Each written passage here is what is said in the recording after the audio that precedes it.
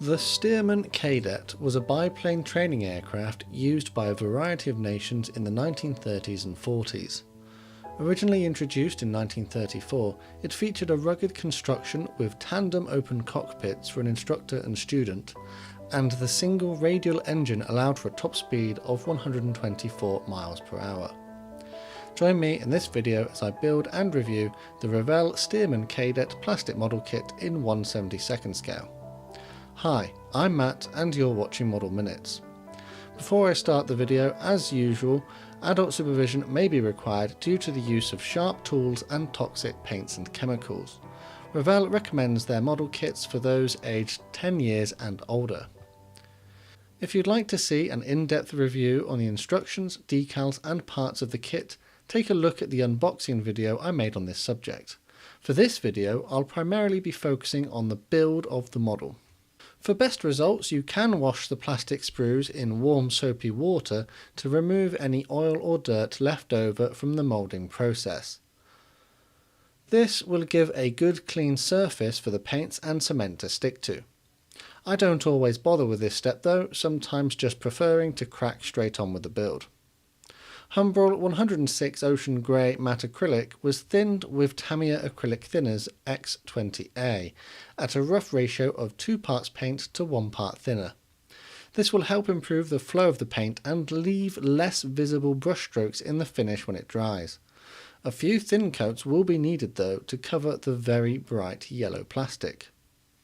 I painted the internal areas of the cockpit using this paint to give a representation of the cockpit paint.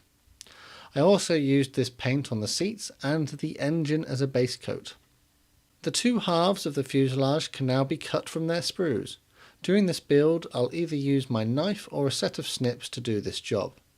Any leftover plastic can be sanded smooth using a sanding stick or cut away with the knife. With those parts now cleaned up, I tested the fit. It's always a good idea to check that the parts fit together before you apply cement, just to make sure you don't have to cut any more plastic away. I found that the fit was quite good, so I then moved on to cutting the seats away from the sprues too. The seats can then be cemented into one of the fuselage halves. I'm using Revell Contactor cement during this build as I like how the applicator needle applies the cement quite accurately. More cement can then be run along the edges of the fuselage parts and the other half pressed into place. This will need to be held together until the cement cures, so clamps or tape could be useful here. I added the tail wheel into the little hole in the bottom of the fuselage. This fits into place with no issues. I found that there was a little flash on the bottom of the fuselage where it would be joined to the wings. I quickly cut this away before applying cement. The lower wing can now be added to the fuselage and held in place until it cures. The tail surfaces can now be added onto the model. These simply cement into the correct slots in the rudder of the aircraft. You just need to make sure that they don't droop down as they dry. The wing struts can now be removed from the sprue. I was a little annoyed as one of these had come bent in the bag, but it won't really present me any problems as I progress, other than the fact that it snapped in half. To fix this, I simply cemented it back together. You'll also need these 4 little struts which will go on the fuselage in front of the first cockpit. Applying these struts to the model will be a little fiddly. They are quite small and may not want to sit quite right. This and getting them all lined up with the top wing later will be a bit of a hassle, but I'll cross that bridge when I get to it. The 4 short struts are cemented into their little slots in the nose of the aircraft. The larger struts can then be cemented into their slots near the ends of the wings. Now it's time to add the top wing. Each one of these struts has to go in its own little slot on the bottom of the top wing part. I added cement to these slots and then attempted to get them all in the right place. This is a very fiddly step, and you must have a lot of care and patience here to do it right. I felt like I needed a few extra hands in order to help me, but after a while I managed to succeed. With that finally done, the landing gear legs can be added into their little slots in the bottom of the nose of the model. Not a particularly difficult step, but I did have to check the angle of the landing gear as it dried to make sure it looked right. A little bit of an afterthought, but I actually decided I would add the rigging to this model. I should have made the holes for this rigging before cementing everything together, as that would have been a bit easier. Nonetheless, I started to make some small holes in the model in various locations, ready to accept the rigging that I was going to add. I did this using a fine drill bit. I think it had a diameter of about 0.5 millimeter, but I can't be sure. I just picked one that looked right. To help it go through the plastic, I heated it up with the flame from a lighter, taking a lot of care to not burn myself or set anything on fire. I did my best to follow the somewhat difficult to read rigging instructions, whilst also looking at images of the real Kaydet online. I made holes in the rudder and tail surfaces, and some in the wings. With that done, I'm going to use this very fine invisible nylon thread as my rigging wires. My normal process for getting this on the model goes something like this. A length of thread is cut from the spool and then passed through the holes I previously made. I try and do as many holes or areas as I can from one thread so that I avoid having to join them together. On the tail, for example, I'll pass them through the holes, then make a knot on the bottom and secure it with superglue. Excess thread can then be cut away using a sharp knife. The wings will be a similar process, supergluing one end of the thread to one of the struts, then moving on to the next strut, tying a knot and gluing that in place too. I will then repeat this process as many times as I need until the rigging is done, making sure I wait until the previous knot or placement of the rigging has been glued in place before moving on to the next one. This was a somewhat time-consuming step, being fiddly and causing me to think about my actions before doing them, but after a while I had a little plane which was more or less featuring a fairly accurate representation of rigging. With that done, I moved on to give this model its first coat of paint.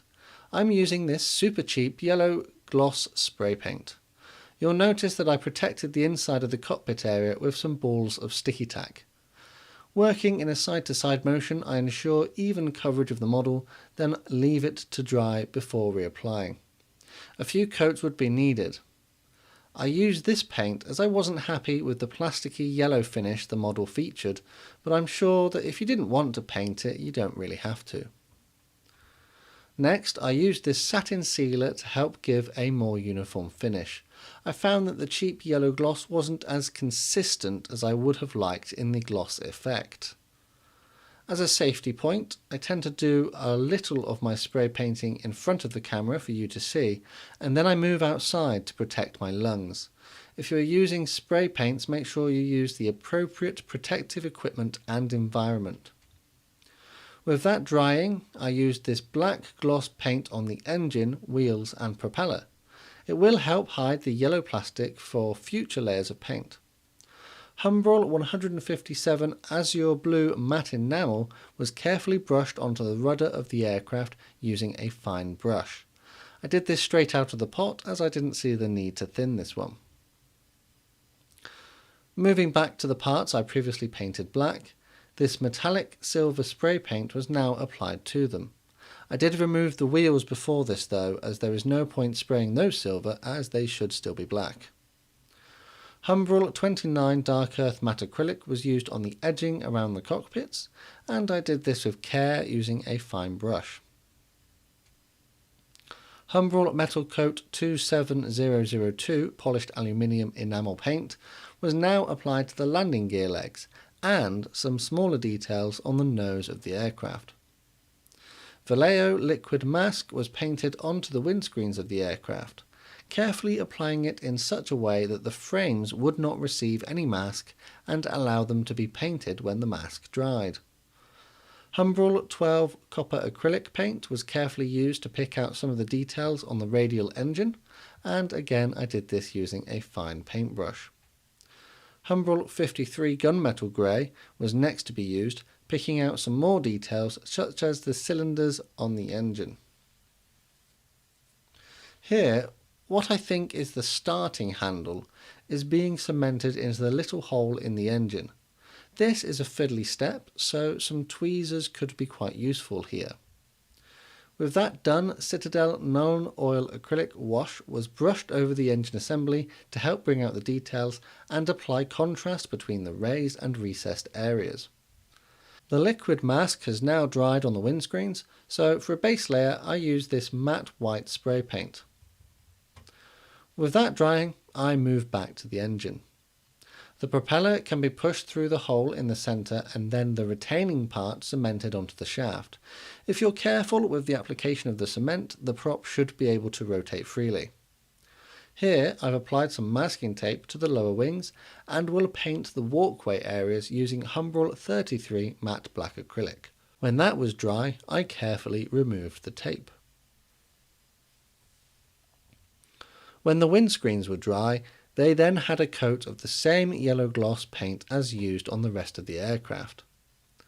Now it's time to apply the decals. I used my normal method of soaking the decals in warm water and allowing them to release from the backing paper. I brushed Humbrol decal fix on the areas of the model where the decals were going to be placed. This would help soften them. The decals could then be slid off the backing paper and carefully positioned. I found these decals to be quite easy to work with, and they went onto the model really well. A further coat of decal fix over the top would help soften them further. The only areas I found a little difficult was just getting the red stripes and letters to line up perfectly on the fuselage, but with care and patience I managed to get it right. The liquid mask can now be removed from the windscreens. It's done an okay job, but maybe next time I would use tape to get even more crisp lines. When the decals had dried, Humbrol 53 gunmetal grey made a reappearance here and was used to paint the rigging wires. I did this carefully with a fine brush. The only issue I had here was that the paint tended to form little droplets on the wires, so it's something I'd have to watch out for next time. The plastic coat satin sealer was now going to be used on the entire aircraft to help protect the decals and ensure a nice even finish. With that paint now dry, the wheels can be added to the landing gear. The wheel hubs are designed in such a way that if cement is not placed on the wheels, they can freely rotate. I'm not too fussed about this though, as I'm not going to be rolling it along the carpet. I went over the wheels off camera with Humbrol 33 matte black just to dull down the gloss coat that they had previously received from the spray paint, and I also painted the tail wheel too. With the wheels done, the engine assembly can be cemented onto the nose of the model. This general purpose glue was used to attach the windscreens into place in front of each cockpit. This glue will prevent the clear parts from fogging up and it will dry clear. It does leave little strings of glue though, so care must be taken when you're using it. Citadel non-oil made a reappearance and was painted over the recessed details to help apply a bit of contrast and highlight these areas. With that done, excess wash can be removed with acrylic thinners on a cotton bud. Having protected the decals and paints with the satin varnish means that they won't get damaged in this step. And that's as far as I went with my build of the Revell Stearman Kaydet in 1/72 scale. For a kit with only 30 parts, it didn't really present too much of a challenge. The main area for concern was the inclusion of rigging, but if you don't want to do that, don't feel that you have to. It only took a couple of days to do, with most of that time taken up waiting for the paints to dry. You'll notice that I didn't use the two pilot figures as included in the kit, as they just looked awful. I may add some better ones in the future if I can get some extra in another kit.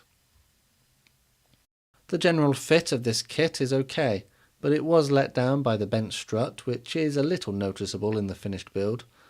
The amount of flash and cleanup of parts was manageable too, and wouldn't be too difficult for someone new to the hobby to complete. One small thing I didn't bother to fix was the copyright stamp on the bottom of the aircraft. I thought that in the normal viewing position you wouldn't be able to see it, so didn't waste my time removing it. But it would only be a matter of annoying that Revell does this though, and it's not the first kit I've seen this on. The kit only comes with one decal option 2, depicting a Stearman Kaydet of the US Navy Naval Air Station Corpus Christi in Texas in 1943. I would have preferred a choice of decal schemes, but I guess to keep costs low they only provide the one. Speaking of price, this kit was available for around £4 or £5 in the UK at the time this video was made, so it's not exactly an expensive kit. This version dates from 2010, but a model set version including paints, cement and paintbrush has also been available, although with a higher price. The tooling for this kit was originally introduced to the Revell range back in 1965 and has been available in a variety of boxes with a few change of decal schemes since then. I think that it is quite clear that this tooling is over 50 years old though, as it simply doesn't have the detail, mould quality or fit that more recent models do. That being said though, it was still a fun build and not particularly challenging.